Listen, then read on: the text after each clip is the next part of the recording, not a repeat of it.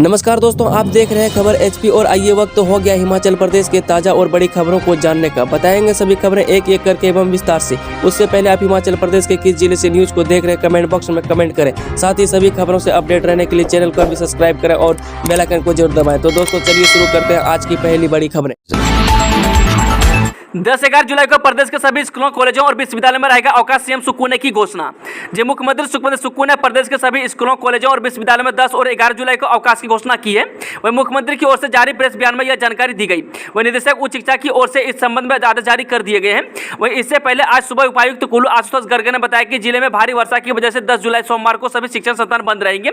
इसके साथ ही उन्होंने कहा कि गत शनिवार सुबह से जिले में लगातार बारिश हो रही है, जिसके कारण अधिकतर संपर्क मार्ग अवरुद्ध हो गए हैं तथा मौसम विभाग द्वारा भी रेड अलर्ट जारी किया गया है। बारिश के कारण काउंसलिंग स्थगित, परीक्षाएं रद्द, प्रवेश की बढ़ाई तिथि। जी भारी बारिश का असर शिक्षण संस्थानों पर भी देखने को मिल रहा है। वही भारी बारिश के चलते हिमाचल प्रदेश तकनीकी विश्वविद्यालय हमीरपुर ने 10 और 11 जुलाई को प्रस्तावित बी फार्मेसी की काउंसलिंग स्थगित कर दी है। वही अब बी फार्मेसी की पहले चरण की काउंसलिंग तय शेड्यूल के दूसरे चरण की तिथि को होगी। वही बता दें कि विश्वविद्यालय ने अपने वेबसाइट पर भी इसकी जानकारी अपलोड कर दी है। वही तकनीकी विश्वविद्यालय में वर्तमान में नए दाखिले को लेकर काउंसलिंग प्रक्रिया चल रही है। वही प्रवेश परीक्षा के आधार पर यहाँ विश्वविद्यालय संबंध प्रदेश भर के महाविद्यालय में दाखिले होंगे। उधर तकनीकी विश्वविद्यालय के अधिष्ठाता शैक्षणिक प्रोफेसर जयदेव ने कहा कि बी फार्मेसी के पहले चरण की काउंसलिंग अब 17 और 18 जुलाई को होगी। इसके अलावा तकनीकी विश्वविद्यालय ने 10 और 11 जुलाई को होने वाली परीक्षाएं भी स्थगित कर दी है। वहीं परीक्षा नियंत्रक ने कहा कि स्थगित परीक्षाओं की नई तिथि जल्द जारी की जाएगी। एएनएम की 183 सीटों के लिए आवेदन प्रक्रिया शुरू, 20 जुलाई को आखिरी तारीख। जी 2 साल के एएनएम कोर्स के लिए आवेदन प्रक्रिया शुरू हो गई है। वही Himachal Pradesh nursing registration counselling ने एएनएम कोर्स के लिए आवेदन मांगे हैं। वही कोर्स के लिए पात्र अभ्यर्थियों को 20 जुलाई तक आवेदन करना होगा। वही बता दें कि प्रदेश के 10 एएनएम प्रशिक्षण संस्थानों में 183 छात्रों को नर्स बनाने के लिए दाखिला दिया जाएगा। वही प्रदेश में एएनएम कोर्स के लिए एक सरकारी और 9 निजी संस्थान चल रहे हैं जहां पर इसकी पढ़ाई होती है। वही सरकारी संस्थानों में 30 और निजी संस्थानों में 153 सीटों पर एएनएम कोर्स के लिए दाखिला होगा। वहीं एएनएम एक ऐसा कोर्स है जिसमें विज्ञान, कला और वाणिज्य संकाय के अभ्यर्थी भी दाखिले लिए आवेदन कर सकते हैं। हिमाचल में जानलेवा मानसून, अब तक 7 से 6 लोगों की मौत, 200 पर्यटक फंसे। हिमाचल में पिछले 24 घंटे से जारी बरसात के कारण जानमाल का भारी नुकसान हुआ है। वहीं एक तरफ सरकारी अमला अभी क्षति का आकलन कर रहा है, वहीं दूसरी तरफ दोपहर 1 बजे तक आपदा प्रबंधन ने बरसात के कारण हुए हादसों पर रिपोर्ट जारी कर दी है। वहीं पिछले 24 घंटे में प्रदेश में 15 जगह लैंडस्लाइड की घटनाएं हुई है, जबकि 13 जगह पर बाढ़ के कारण नुकसान हुआ है। वहीं बता दें कि अब तक कुल 6 मौतें भी रिकॉर्ड की गई है। इसमें कुमारसैन के कोटगढ़ में घर के अंदर दबने से एक ही परिवार के 3 सदस्यों की मौत हुई है।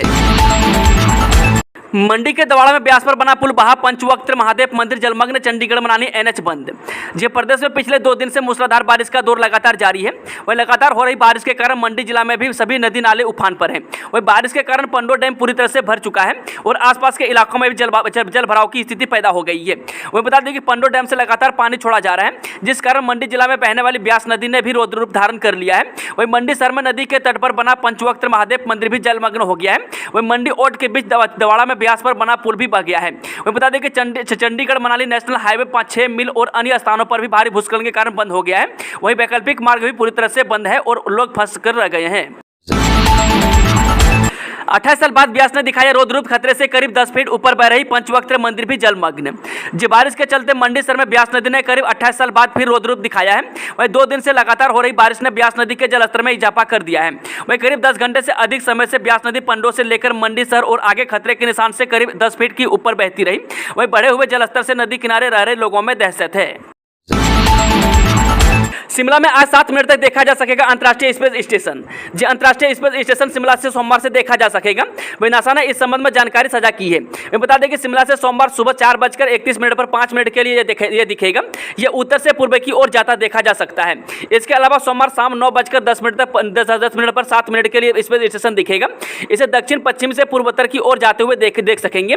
इसे 15 जुलाई तक लोग देख सकते हैं। यह स्पेस स्टेशन अंतरिक्ष में करीब 400 किलोमीटर ऊपर चमकते हुए तारे की तरह नजर आता है। इसमें अमेरिका, रूस और कई अन्य देशों के वैज्ञानिक माइक्रोग्रेविटी के मनुष्य और अन्य जीवों तथा वनस्पतियों की गतिविधियों पर पड़ने वाले प्रभावों पर भी अध्ययन कर रहे हैं।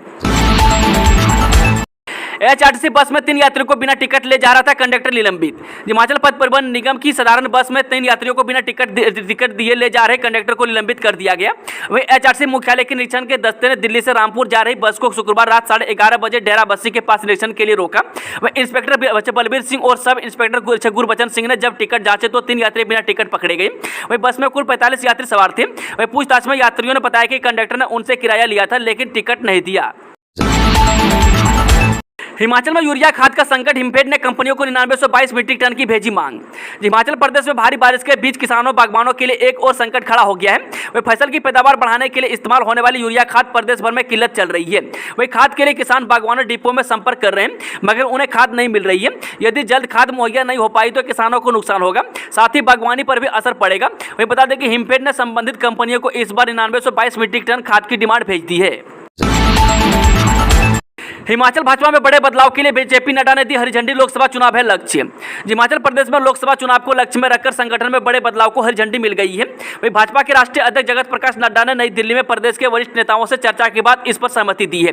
अब आगामी दिनों में नए पदाधिकारी कभी भी तय किए जा सकते हैं। वही विधानसभा चुनाव में ठीक प्रदर्शन नहीं करने वाले पदाधिकारी पर गाज गिरना तय है।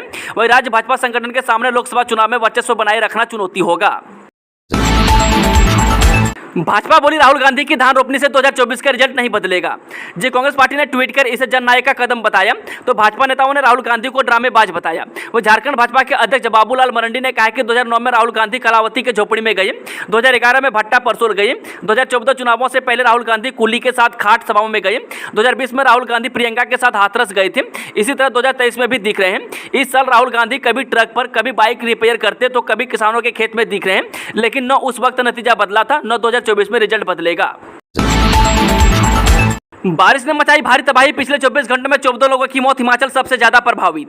जो उत्तर भारत में हुई बारिश से तमाम जनजीवन प्रभावित है, वही देश के कई राज्यों में अभी बाढ़ जैसे हालात बने हुए हैं। वही हिमाचल के हालात बद से बदतर हो चुके हैं। अब तक यहां बारिश से तकरीबन 45 लोगों की मौत की आशंका जताई जा रही है। वही बता दें कि हिमाचल में 70 मकान अब तक बारिश नामी इस आफत से तबाह हुए हैं। वही हिमाचल प्रदेश में 133 सड़कों को बंद करने के साथ साथ हवाई उड़ान और ट्रेनें भी बाधित है। वही हिमाचल प्रदेश के मंडी जिले में ब्यास नदी के तेज बहाव में ओट बंजार को जोड़ने वाला एक पुल बह गया है। वहीं यमुना दिल्ली में यमुना नदी का जल स्तर भी काफी बढ़ रहा है और इसके मंगलवार को खतरे के निशान 205.33 मीटर को पार कर जाने की पूरी उम्मीद है। वहीं बता दें केंद्रीय जल आयोग के बाढ़ निगरानी पोर्टल के मुताबिक ओल्ड रेलवे ब्रिज पर यमुना का जल स्तर रविवार दोपहर 1 बजे 203.18 मीटर था, जबकि खतरे का स्तर 204.5 मीटर है। वहीं CWC ने कहा है कि मंगलवार को सुबह 11 बजे से 1 बजे के बीच जलस्तर 205.5 मीटर तक बढ़ने की पूरी संभावना है। पूर्व मुख्यमंत्री जयराम ठाकुर ने बारिश पर व्यक्त की चिंता, केंद्र सरकार से हर संभव मदद की अपील।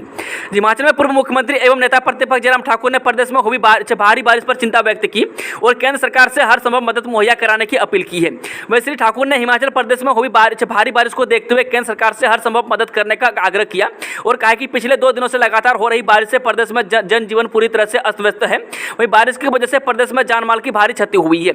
उन्होंने बारिश की वजह से हुई लोगों की मृत्यु पर अपनी शोक संवेदना प्रकट करते हुए कहा कि ईश्वर मृतक आत्माओं की शांति और उनके परिजनों को यह असहाय दुख सहन करने की क्षमता प्रदान करें। वहीं पूर्व मुख्यमंत्री ने कहा कि भारी बारिश की वजह से कई जगहों पर लोगों के फंसे होने की सूचना मिल रही है। हम सरकार से आग्रह करते हैं कि जल्दी से जल्दी उन्हें सुरक्षित निकाला जाए।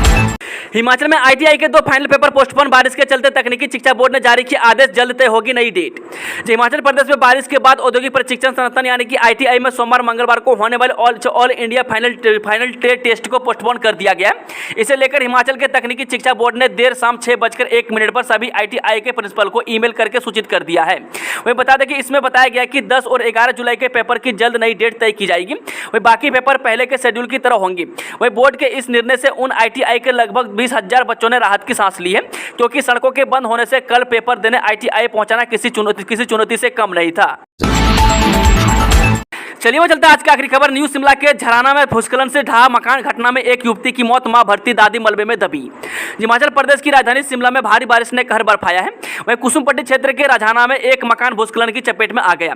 इसमें एक ही परिवार के 3 लोग मलबे में दब गए। वही घटना में पारुल पुत्री बलदेव की मौके पर ही मौत हो गई। वही मृतिका की मां चंद्रकला अस्पताल में उपचाराधीन है। वह जबकि नानकी देवी मलबे में ही दबी है। वही आपदा प्रबंधन, पुलिस और स्थानीय लोग रेस्क्यू में जुटे हैं। वही प्रशासन ने प्रभावित परिवार परिवार को फौरी राहत के तौर पर 25,000 रुपये की राशि दी है। दोस्तों आज की खबरों का सिलसिला समाप्त होता है। अगर जानकारी पसंद आए तो वीडियो को लाइक शेयर, चैनल को सब्सक्राइब जरूर करें।